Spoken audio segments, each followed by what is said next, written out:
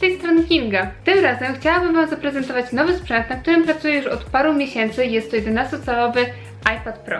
Jak wiecie, iPad, jak i produkty Apple'a są przez część ludzi uznawane za jakiś obiekt fanatycznego kultu, a część po prostu go hejtuje, bo to jest w modzie. Choć tak naprawdę jest to całkowicie bez sensu, bo mogliby ten czas spożytkować bardziej produktywnie, na przykład uczyć się rysunku w poprawny sposób.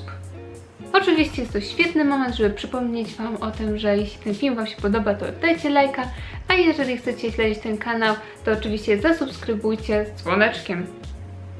Tak. Najpierw trzeba ustalić parę rzeczy co do tego sprzętu. Jeżeli ktokolwiek kupuje sobie iPada do tego, żeby oglądać Netflixa, przeglądać internet, to śmiało można stwierdzić, że to jest totalna głupota. Jest to wtedy droga i bezużyteczna zabawka, która mimo swojej super wydajności, nawet nie przyda się do grania w gry, ponieważ do tej pory nie wyszło nic sensownego na iOS-a i Androida. Nic, co mogłoby wykorzystać właściwości tego najpotężniejszego iPada, który stworzyli do tej pory. Dodatkowo ten iPad jest bardzo mało wytrzymały. Chociaż tak naprawdę tylko osoby niespełna rozumu próbowałyby zniszczyć ten sprzęt w taki sposób. Albo zrobić to przez przypadek. Więc jeżeli ktoś potrzebuje sprzętu właśnie do takich rzeczy, to naprawdę na rynku jest sporo tabletów, które są o wiele tańsze i bez problemu spełnią Wasze oczekiwania i spokojnie można też panować przed rówieśnikami. Jednak jeżeli potrzebujemy sprzętu do pracy i myślimy tutaj o grafice komputerowej, to sprawa wygląda już zupełnie inaczej. Wtedy staje się on najlepszy, najtańszy i do tego jest przenośną stacją roboczą. Nic dodać, nic ująć. Co oznacza, że pozwala tworzyć pełnowymiarowe grafiki nawet w toalecie. Ej no! Jeśli w tym momencie pojawiłyby się osoby, które krzyczałyby: o mój Boże, przecież za produkty Apple'a się totalnie przepłaca, to tutaj ten argument jest całkowicie nietrafiony. iPad Pro jest najtańszym tabletem do grafiki, biorąc pod uwagę jego wydajność w stosunku do ceny. Rozwiązania za to Wacoma czy Microsoftu, albo są strasznie drogie, albo pozostawia dość sporo do życzenia, jeżeli chodzi o wydajność w tym samym pułapie cenowym co iPad, mimo że posiada Windowsa. O Samsungu nawet nie będę wspominać. Ich sprzęt raczej nadaje się do rysowania szlaczków. Okej, ale jak w ogóle zabrać się za tą grafikę? Na samym początku, pewnie przydałby się rysik. I kiedy zobaczyliśmy cenę, jaką trzeba dać za Apple Pencil 2, stwierdziliśmy, że naprawdę pracownicy Apple'a biorą jakieś ostre piguły. Za to maleństwo trzeba dać ponad 500 zł. Aż strach na początku dotrzymać. Serio. Teraz spróbujcie zgubić rysik. Ale po paru miesiącach pracy stwierdzam, że jest warty swojej ceny. Bo aktualnie jest to jeden z wygodniejszych stylusów, jakie miałam okazję w ogóle korzystać, przetestować. Niesamowicie oddaje naturalność rysowania, po prostu macie takie uczucie, jakby się rysowało na kartce, a nie na sprzęcie. Nacisk jest niesamowicie dobry. Do tego, jeżeli chcemy przełączyć się w narzędziach, wystarczy 2 razy stuknąć palcem. Tak, tutaj nie ma żadnych przycisków. No dobra, kiedy już przełkniemy zakup tego Apple Pencil 2, pora wybrać jakiś program. I naprawdę mamy całkiem niezły wybór. Najwygodniej oczywiście byłoby zacząć od Photoshopa, ale póki co on jest tylko w zapowiedzi i nie mogę się już doczekać, ponieważ to, co jest najfajniejsze w Photoshopie, to można pracować na jednej licencji, mając Photoshopa i na komputerze, i na iPadzie. Więc bardzo miło, ponieważ niektóre programy niestety mają oddzielne licencje. Jeżeli chcemy pracować i na jednym, i na drugim sprzęcie, musimy płacić 2 razy. Ale zanim Photoshop wyjdzie, to mamy do wyboru na przykład Procreate albo Clip Studio Paint i wiele innych. Programy na iPada omówię w innym filmie, więc pamiętajcie o subskrybowaniu z dzwoneczkiem. Na potrzeby tego materiału korzystałam z Clip Studio Paint, który pozwala na stworzenie naprawdę interesującego materiału.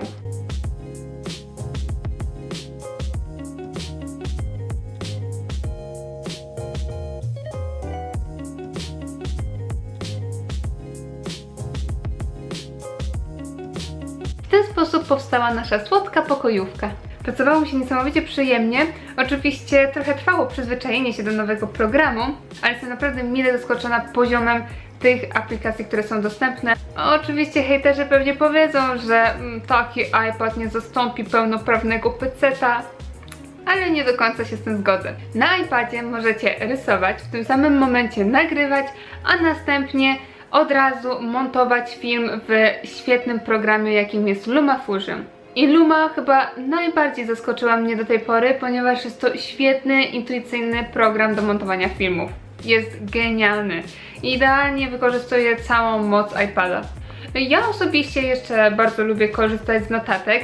Wcześniej dużo pisałam sobie notatek na kartkach, ale zawsze gdzieś się gubiłam albo gdzieś się kładłam, zapominałam. Jednak moja organizacja czasu naprawdę poprawiła się w momencie, kiedy zaczęłam korzystać z notatek na iPadzie. Wiem, to jest może jakaś pierdoła, nieważne, bo można też mieć notatki na komórce, jednak ja lubię sobie pisać te notatki ręcznie, więc można na iPadzie robić tak, że piszecie notatki tak jakby na klawiaturze, tak jak na komórce, albo pisząc tym Apple Pencil 2. No i wolę oczywiście tą drugą wersję. Od razu mam zaszyfrowane te notatki, bo nikt nie jest w stanie się z nich rozczytać. Do tego pakiet Office i wiele innych programów, które pozwalają całą pracę przenieść właśnie na ten sprzęt. Oczywiście problem powstaje wtedy, kiedy chcemy przesłać pliki na przykład z kamery, bo wtedy potrzebna jest nam specjalna przejściówka. Całe szczęście taka istnieje. I ta przejściówka naprawdę uratowała mi życie, ponieważ wszystko to, co nagram na moim aparacie, wystarczy później wyciągnąć kartę pamięci, podłączyć do tej przejściówki i voilà, wszystko śmiga i hula. Ale są inne problemy tego urządzenia, no niestety. Nigdy nie może być idealnie, pięknie i kolorowo, zawsze są jakieś wady. A najgorsze w tym wszystkim to jest po prostu system iOS. Bardzo utrudnia pracę chociażby przez blokowanie dostępów do plików. A na przykład pendrive'a czy jakiegoś dysku zewnętrznego bezpośrednio nie da się podłączyć. Mimo wszystko te problemy są niczym w porównaniu do tego, co iPad nam oferuje. Tworzenie ilustracji w łóżku czy w podróży w końcu stało się możliwe. Czasami tak walnąć się do wyra, wziąć sobie taki tablecik i sobie porysować. Naprawdę to było dla mnie wielkim marzeniem i jest to niesamowite uczucie, kiedy można to zrobić, albo kiedy gorzej się czuję, albo kiedy jestem chora i mogę sobie coś porysować właśnie na takim sprzęcie. Oczywiście to nie jest zabawka do tego, że kiedy chcę się poobijać, to sobie tam smyram, ale jest to wygodne właśnie jako przenośny sprzęt, więc jeżeli sami potrzebujecie czegoś mobilnego, nie możecie być uwiązani przy biurku, tylko bardziej potrzebujecie tak podróżować z tym, to zdecydowanie ten sprzęt się nada. Oczywiście też wygoda korzystania z tego sprzętu wzrosła w momencie, kiedy nabyliśmy obudowy. I już zaraz Wam powiem, jaka jest różnica między nimi. I właściwie też jaką wybrać, bo ponieważ jest ich strasznie dużo na rynku i czasami ciężko się zdecydować, którą wybrać i do czego dokładnie ją potrzebujemy. Dlatego mamy dwie całkowicie różne od siebie obudowy. Jedna z nich wyglądała na taką bardziej solidną i rzeczywiście jest to bardzo twardy plastik, do tego macie chroniony przód, tą szybkę, prawda, ale no niestety nie można korzystać z Apple Pencil. Apple Pencil musi być na magnesik przyczepiony do iPada, żeby w ogóle się ładował. Kiedy mamy tą obudowę, to on się w ogóle nie ładuje. Więc no potrzebne jest coś, co ma jeszcze taką jakby rynienkę na ten rysik. Więc jest to obudowa przeznaczona dla osób, które no właśnie, tak jak wcześniej wspomniałam, korzystają sobie z Netflixa albo z internetu. No to wtedy im takie coś wystarczy. Jednak my potrzebujemy czegoś, co jest właśnie przeznaczone do i iPada i do rysika. Dlatego ta druga obudowa zdecydowanie bardziej się sprawdziła i jest wykonana z bardzo przyjemnego materiału. Z przodu mamy taką pokrywkę, która jest organką i ona przyczepia się na magnesik, ale też możemy ją złożyć i wtedy mamy taki stojaczek. Z tyłu, to co mi się bardzo spodobało, jest przezroczysta guma, dzięki czemu możemy cieszyć się wyglądem naszego iPada, jeśli ktoś nie chce oglądać obudowy, tylko widzieć te oryginalne jabłuszko, to właśnie wtedy możecie sobie wybrać obudowę, która jest całkowicie przezroczysta i no, nic nie tracicie, nic nie zasłaniacie. No i można szpanować, widzicie? iPad, nie ma wątpliwości.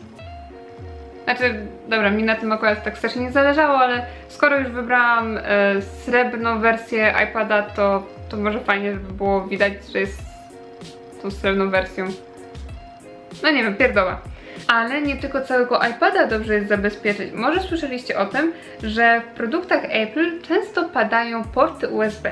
Wtedy warto zaopatrzyć się właśnie w taki ciekawy kabelek, w którym końcówka jest odłączana.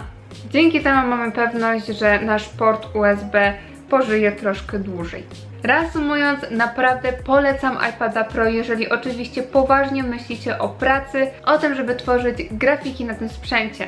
Jest on wydajny, poręczny i tani. Każda opcja, która pozwala Wam na tworzenie grafiki, czy to przenośnie, czy to stacjonarnie, będzie zdecydowanie droższa. Oczywiście, jeżeli bierzemy pod uwagę, że wszystko musicie kupić nowe. To tyle w tym odcinku. Mam nadzieję, że ten materiał Wam się podobał i że był dla Was oczywiście przydatny. Dla osób, które teraz zastanawiają się, jaki sprzęt kupić, może macie słabego kompa i tak naprawdę samo kupienie tabletu czy ekranu graficznego nie jest Waszym jedynym wydatkiem i musielibyście zaopatrzyć się w cały ten sprzęt, to może właśnie taki iPad byłby dla Was lepszym rozwiązaniem. Oczywiście dajcie znać, co Was w tym filmie najbardziej zainteresowało. Pamiętajcie o łapce w górze, subskrypcji tego kanału, oczywiście z dzwoneczkiem, żebyście mieli powiadomienia. Macie też inne strony, gdzie możecie nas zobaczyć oraz wesprzeć na Patronite, gdzie udostępniamy materiały bardziej ekskluzywne, a czasem nawet niegrzeczne. Okej, to do następnego odcinka. Pa!